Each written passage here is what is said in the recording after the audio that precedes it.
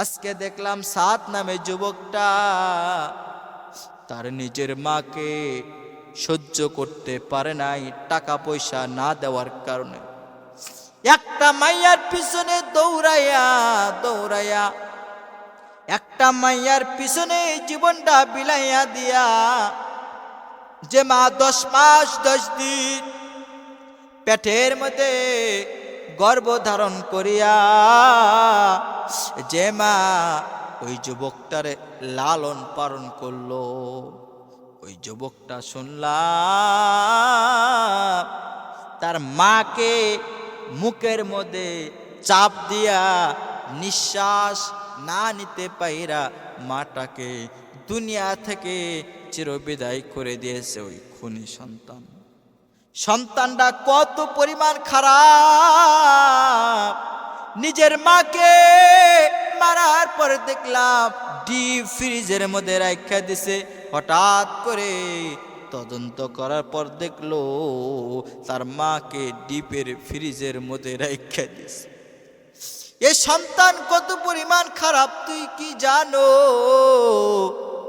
সন্তান রে তুই বুঝলি না, ও যুবক তুই বুঝলি না। তোর মা চাইলেই তুই ছোটবেলায় থাকতে তোরে গলা চাপ দিয়া তোরে মাইরা ফালাইতে পারতো। ও সন্তান, এ যুবক তুই কি পরিমাণ ভুল করলি তুই কি জানো? এই মায়ের মর্মটা তুই বুঝলি না। তুই একটা মাইয়ার প্রেমের মধ্যে পড়িয়া তোর মাকে তুই গলা চাপ দিয়ে মাইরা ফালাইলি। তোর মাকে তুই কত কষ্ট করে মাইরা ফালাইলি রে যুবক। মারার পর ফ্রিজের মধ্যে রাখা দিলে। এ যুবক মনে রাখবি তোর জন্য তোর দুনিয়াটাও ধ্বংস, আখিরাতও ধ্বংস। না জানি কাল কিয়ামতের ময়দানে আমার আল্লাহ তাআলা তোর বিচারটা কি রকম করবে রে। এ যুবক, যে মারে তুই মাইরা ফালাইলি, এ যুবক তোর কি দিলের মধ্যে একটু মায়া লাগলো না রে যুবক? যে মা তোরে কষ্ট করে বড় করলো, যে মা